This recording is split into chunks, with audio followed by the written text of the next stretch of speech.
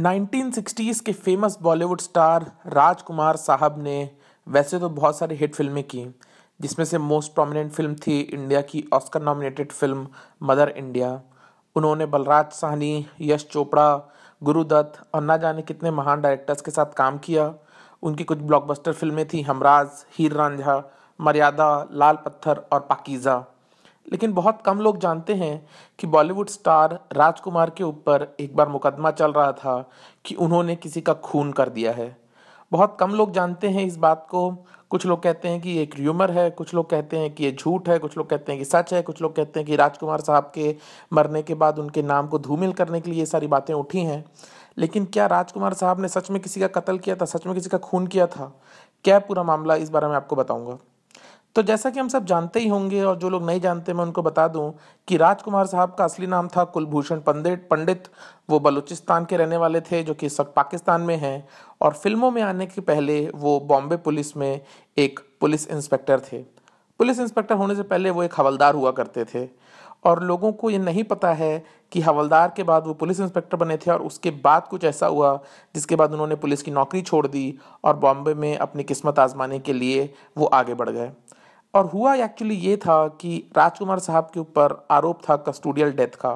Actually बात है बॉम्बे के उन दिनों की, 1950s की, जब बॉम्बे में माफियाज, बॉम्बे में डॉन लोग जो हैं वो फिरौती का काम, हफ्ता वसूली का काम, गरीबों को धमकाने का काम, लैंड ग्रैबिंग, ये सारी चीज़ें करते थे। और मुंबई की पुलिस को खुली आज़ादी दी गई थी अपने तरीके से इन लोगों के साथ डील करने के लिए। राजकुमार साहब एक कड़क पुलिस ऑफिसर थे, बहुत ही सख्त पुलिस ऑफिसर थे।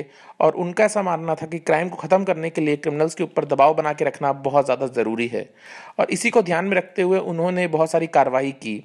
और एक बार एक्चुअली ऐसा सच में हुआ था कि राजकुमार साहब के ही नेतृत्व में, उन्हीं की कस्टडी में, उनके द्वारा मारे जाने के बाद एक गवाह की मृत्यु हो गई थी। ये जो गवाह था वो एक्चुअली अपने ही बॉस के खिलाफ गवाही देने के लिए आया था, लेकिन उसके बाद वो कोर्ट में जा कर के जो गवाही देना था उसको, वो गवाही उसने नहीं दी। और उसने कहा कि राजकुमार साहब ने उसको मार पीट करके उसको गिरफ्तार किया है और उसको कहा है कि वो अपने बॉस को फंसा दे। ये सारी चीज़ें जब राजकुमार साहब ने कोर्ट में देखी 1954 में, तो उनको बहुत ज़्यादा गुस्सा आया।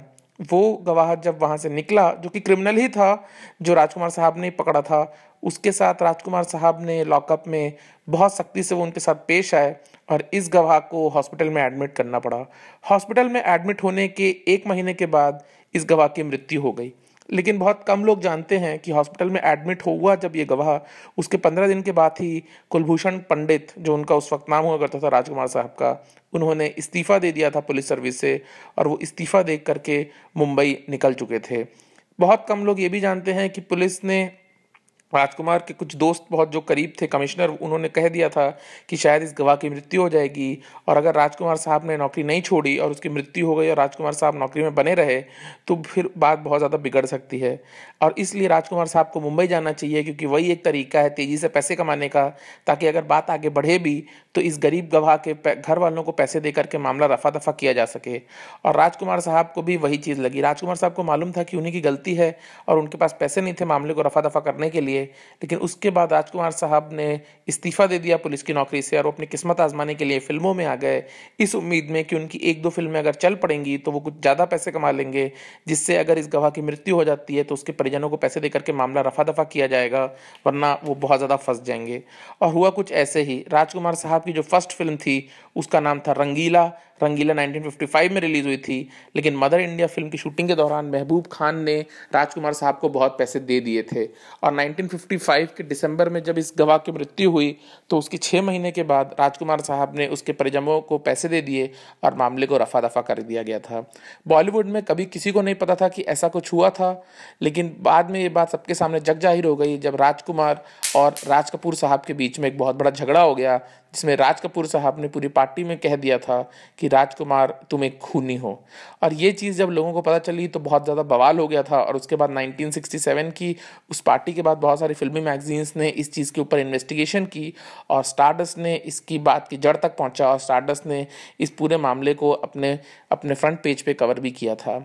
लेकिन ये बात कभी प्रूव नहीं हो पाई कि राजकुमार साहब के मारने के बाद ही उस गवाह की मौत हुई थी। राजकुमार साहब ने उसको मारा और उसी दिन उस गवाह की मौत हुई, ऐसा नहीं हुआ था। लेकिन राजकुमार साहब की कस्टडी में रहने के बाद वो हॉस्पिटल में एडमिट हो गया था और हॉस्पिटल ने उसमें अपने प्राण त्याग दिए थे। बाद में इस मामले को रफा दफा कर दिया गया था उन पैसों से जो राजकुमार साहब ने मदर इंडिया से कमाए थे।